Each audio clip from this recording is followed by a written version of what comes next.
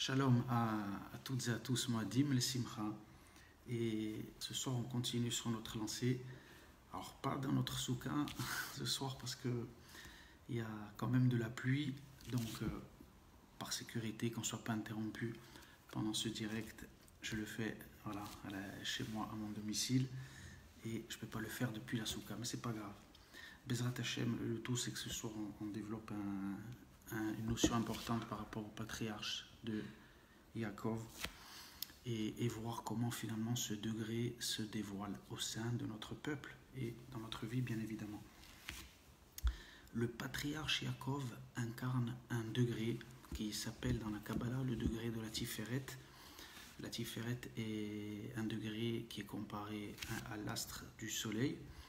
Et donc ce soleil a besoin d'éclairer l'astre, le luminaire qui est la lune, qui est représenté par la séphira, le degré de la Malchout, qui représente la royauté, le dévoilement donc des valeurs divines sur terre, qui est un degré féminin. Donc cette lumière qui est représentée par Yaakov a besoin de trouver elle aussi un kéli, un réceptacle pour se dévoiler. Et on va voir à travers quelques histoires comme ça dans la Torah, à quel point Yaakov a toujours eu besoin de vêtements, de réceptacles, de kéli pour dévoiler cette lumière qu'il a reçue de l'Éternel. On se rappelle déjà, prenons le cas de l'épisode de Lavan, lorsque on sait que donc Yaakov va naître dans la maison de Yitzhak, comme on a parlé hier, et de Rivka. Et Yitzhak, lui, comme on l'a vu hier, qui incarnait ce degré de la gvoura, de la force, avait d'une certaine manière mis tous ses espoirs dans Esav. Esav qui était l'homme des champs, il pensait voir en lui la réalisation de la royauté d'Israël, comme a pu le faire David Améler. Et finalement, c'est Yaakov qui a pu jouer ce double rôle, en étant en même temps l'homme des tentes, l'homme de l'étude de la Torah, et l'homme qui est capable de porter les vêtements de Esav, la voix de Yaakov et les mains d'Esav, et c'est là qu'il reçoit la bracha, la bénédiction de son père, et il est enfin prêt pour jouer le rôle véritable d'Israël. Et lorsque donc son frère Esav a, d'une certaine manière, voit qu'il s'est fait prendre, et alors qu'on sait très bien la ruse de Esav, et Yaakov est obligé donc de partir chez Lavan.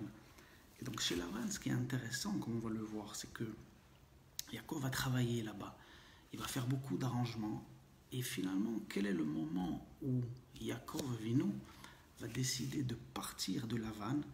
Le Zohar dans Vayetze nous dit que c'est lorsque Rachel va donner naissance à Yosef.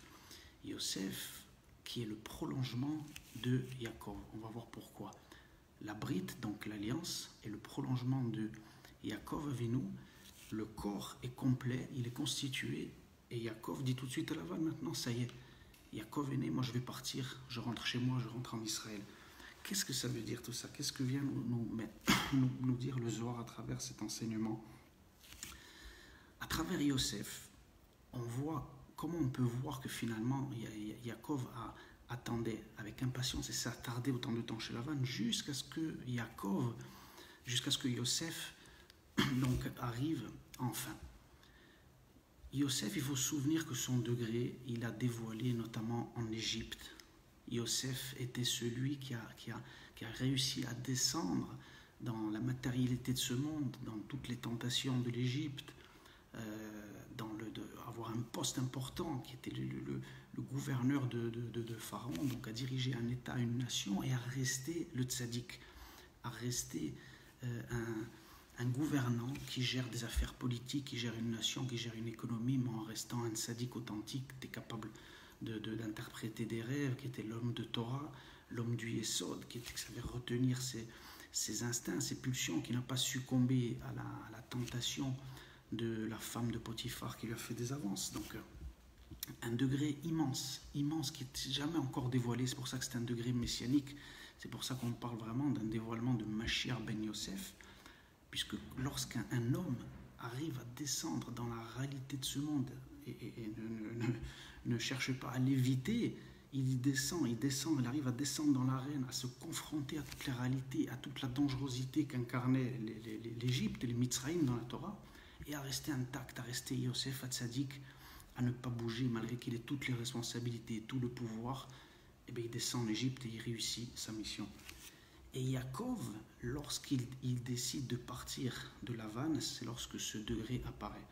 Lorsque Yosef arrive, eh bien Yaakov est prêt. Yaakov est prêt puisque le reflet de la Tiferet, qui est le Yesod, le corps de Yaakov est constitué à travers son fils, et il peut partir en Israël, réaliser la volonté divine, le projet d'Hachem, c'est-à-dire reconstruire la royauté de Dieu sur terre à travers une nation. Car à travers son fils Yosef, Yaakov peut se réaliser, il a ses vêtements qui lui permettent de dévoiler les valeurs de la Torah dans ce monde. Donc on voit l'importance du degré de Yaakov qui est un degré extraordinaire, extrêmement haut, mais qui a besoin d'une réalisation, qui a besoin d'un kéli, d'un réceptacle, et finalement ce réceptacle, bien entendu, c'est la terre d'Israël, c'est la nation d'Israël. Et dans notre histoire, il n'y a pas plus bel exemple que la naissance de notre nation qui incarne finalement cette réalisation et ce dévoilement de Yaakov qui change de nom. Lorsqu'on voit dans le combat avec l'ange de Esav, lorsque Yaakov gagne son combat contre l'ange de Esav, il prend le nom d'Israël. Et c'est exactement ce que tous les Juifs vivent et qui ont vécu à travers l'exil. Tout ce qu'a enduré le peuple juif en exil et finalement, nous avons trouvé cette force de résistance et de survie qu'on a pris chez Yaakov Avinu. D'ailleurs, ce combat avec l'ange de Esav, il a lieu la nuit. Nous savons très bien que même la prière qui est de Harvit, qui est celle de la nuit, est reliée à Yaakov, puisque Yaakov est cette force qui nous a donné, qui nous a transmise de réussir dans l'obscurité, dans les difficultés de ce monde et dans ces 2000 ans d'exil qui ont été terribles. On a réussi à rester debout, à tenir jusqu'au moment où on a pu enfin revenir sur notre terre. Cette force, c'est Yaakov qui nous l'a donnée à travers ce combat de Esav. Et où on le sait, qu'il y a eu un grand secret dans le combat avec l'ange d'Esav. Les textes kabbalistiques nous disent que Yaakov a été touché par le malar, guide anaché au niveau du nerf sciatique en hébreu. Il faut avoir l'hébreu pour comprendre ce secret, parce que sinon c'est sûr, en français on ne peut pas comprendre ce secret-là. Guide anaché vient du mot de la neshia, qui est l'oubli.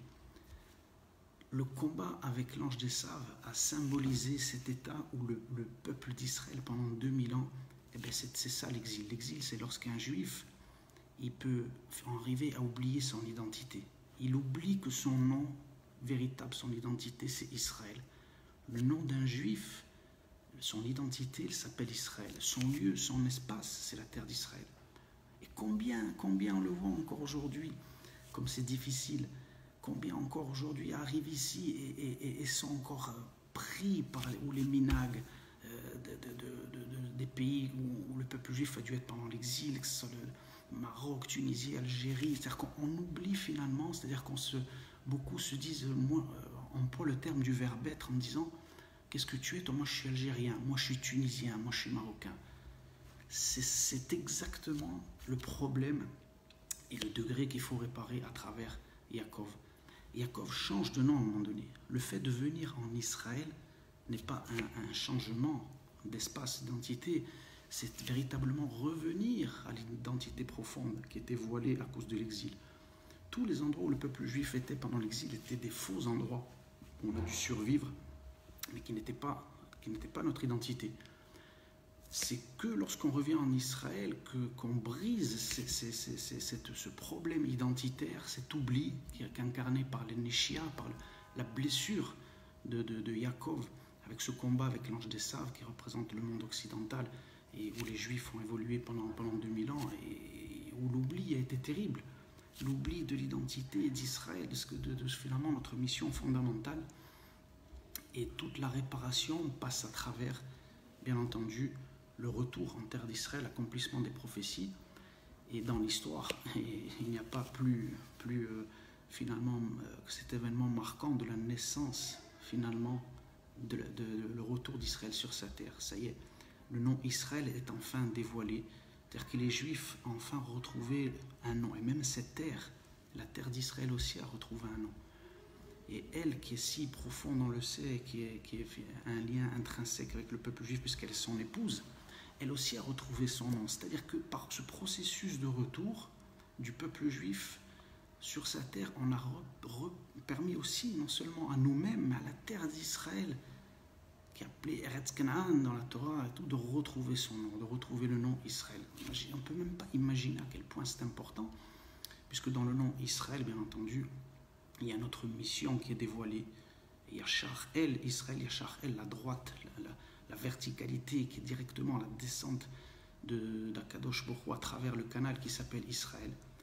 Et qui est Yachar, quel est ce degré du Yachar? C'est justement Yaakov qui est incarné aussi par la lettre Vav, par la Tiferet qui va venir se dévoiler, qui a besoin d'un réceptacle, qui est la dernière lettre He du nom divin du tétragramme, qui est à travers la nation d'Israël pour dévoiler la royauté. Et donc Yaakov, nous à chacun notre niveau, le meilleur moyen pour dévoiler le degré de Yaakov, c'est tout simplement déjà notre présence d'être ici, de venir en Israël, d'être ici, de construire notre famille, de chacun de contribuer à quelque chose dans notre nation, de faire quelque chose pour notre peuple. C'est déjà en soi la réparation et le passage de Yaakov à Israël. Chaque juif peut réussir à passer de Yaakov à Israël tout simplement en venant ici, sur notre terre, en se construisant ici, en construisant sa famille, ses enfants, et apporter quelque chose au dévoilement de la nation, du peuple juif sur sa terre. Alors, bien évidemment que le degré de Yaakov en lui-même, comme on le voit, il est déjà énorme. Et c'est à travers, finalement, déjà ce degré-là, qui est la potentialité que tout le reste va suivre. Parce que si déjà cette correction, ce tikkun est fait, et tous les degrés vont pouvoir descendre et bien sûr se réaliser dans la royauté, qui est la malchoute, comme on l'a vu, qui est représentée par l'astre de la lune. La lune en elle-même, nos sages nous disent, elle n'a rien en elle-même, elle reçoit. Et c'est justement cette potentialité, si Yaakov reste à un niveau qui est stérile, s'il reste un juif déconnecté de sa terre, même s'il reste un juif qui est pratiquant, qui fait toute la Torah mais en dehors de la terre d'Israël, c'est-à-dire cette lumière reste stérile, elle reste dans le ciel, elle reste au niveau justement d'un soleil qui n'éclaire pas la lune, et donc de tout quelque chose qui reste au niveau stérile, qui ne porte pas de fruits.